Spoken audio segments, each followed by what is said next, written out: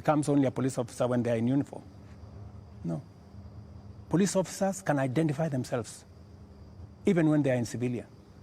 So, and when a police officer comes to you and says, this is my ID, I am police officer, you are under arrest for the following reasons, that is legitimate. You cannot tell me that because they were in civilian, then what they did was wrong. And you know that's not what they do. And that's not what they did to Alfred Keter or Shad Kiprono. Were you there? We have the CCTV footage. It's there. I would suggest, Linus, that we be fair to the police as well. Mr. And I have given you my word.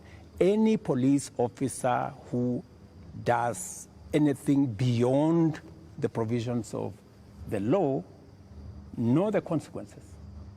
Just as any citizen who also participates in actions that are outside the law, they also know the consequences. And it is our responsibility to make sure that security agencies act in accordance with the law. As citizens, we act in accordance with the law so that we can have a law-abiding, rules-based, rule of law-based country. As things stand now, Mr. President, are you satisfied with how the police handled this whole matter? I think the police have done the best they could. If there are any excesses, we have mechanisms to make sure that those excesses are dealt with. Let's wrap it this way, Your Excellency, on that topic. You have absolutely no regrets about the abductions and no regrets about the killings? Those are your words. Those are not mine. They're also your deputy's words. Don't put words in my mouth. They're also your deputy's words, and he's part of your government, because it's so scary, Mr. President, sitting there and telling the whole country that from this moment on, we should not believe what your deputy tells us about the state of the nation until you speak. Yet we all thought that you're part of the same government. Don't inject my deputy into this conversation. I think it is not fair, since he's not here, to tell you in what context he said whatever he said. I think it is not proper to discuss the deputy president here, and he's my deputy. Please let me deal. But have you asked him that you had a press conference? Let me deal with the issues as they are now. I think being personal and going that direction does not help. I wish this was personal, Mr. President, but it's a really serious national issue that right after you spoke, your deputy told the whole world that he was informing us that extrajudicial killings and abductions had returned to this government that he's part of. How surely can that be personal, Mr. President? I am sure that if you interview the deputy president, he will answer that appropriately. You haven't asked him? You can take it from me that extrajudicial killing will not be part of an administration that I run. I can say that without fear of any contradiction. Yes, in the interest of moving this conversation forward, Your Excellency, I want us to look into the last 2 extraordinary weeks that this country has had. Protests that you called tribeless and some of your aides called leaderless. But protests that are led by young people who are unhappy with how you've run this country for the last just under 2 years now. But the question they have as they look at you and watch as you speak today, Your Excellency, do you get it? I get it. Let me tell you, my good friend Linus, what we are facing today is not a product of 2 years. What we are facing today is a product of many years. We've had a problem, a youth bulge, a demographic challenge as a nation, which we have ignored for very long. For the first time,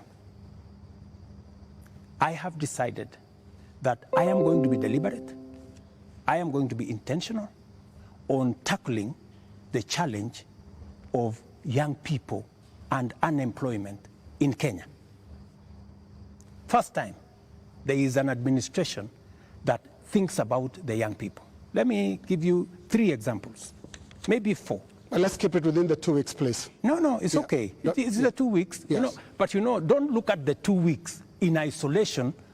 The young people we have in the street did not happen in the last 2 weeks. They were not born when I became president.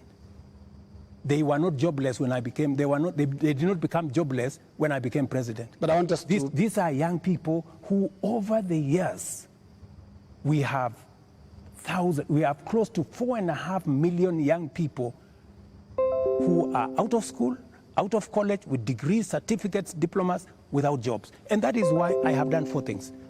Number 1, when I pushed the housing program, it was not about the houses, it was about the jobs. Today, as I talk to you, Linus, we have 160,000 young people working in different parts of Kenya under our housing program.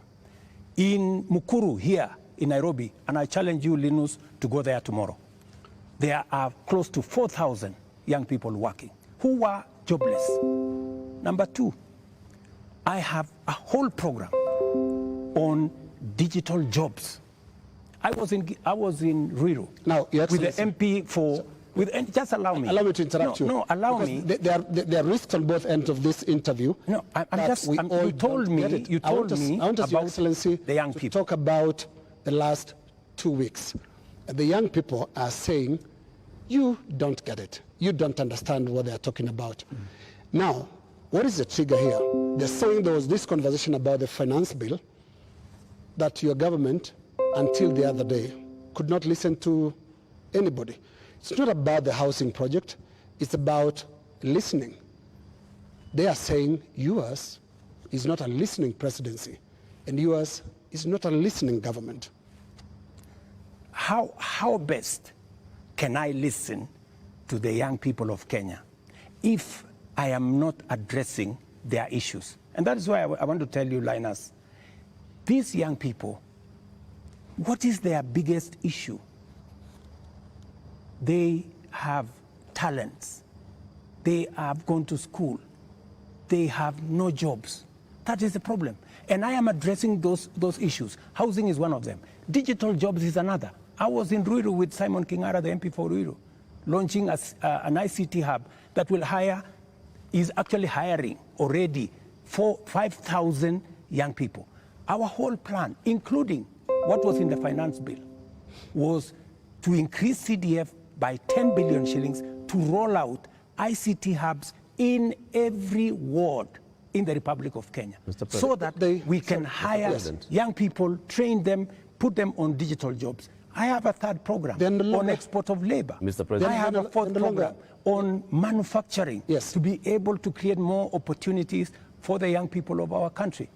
And we want to inform you, they're no longer just talking about things that can be done to them as a demographic. They are looking at the big picture. Finance bill brought them out. And when did they come in? They came in after all public participation forums were not listened to. Kenya Association of Manufacturers spoke to the parliamentary committee, same thing, and said this is a bad bill. Association of Insurance spoke to the parliamentary team, this is a bad bill. We had a big conversation on national television, this is a bad bill. You did not listen.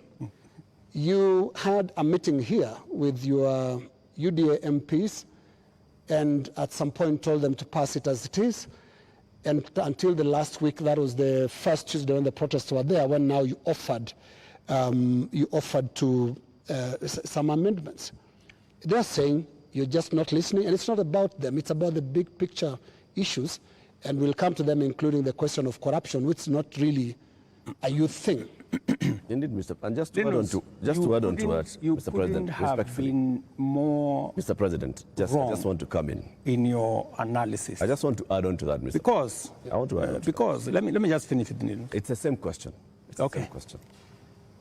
Mr. President, if you went into all the X spaces where the youth are speaking, if you looked at the demonstrations and what they were saying, the placards they are carrying, none of them has talked about we don't have jobs.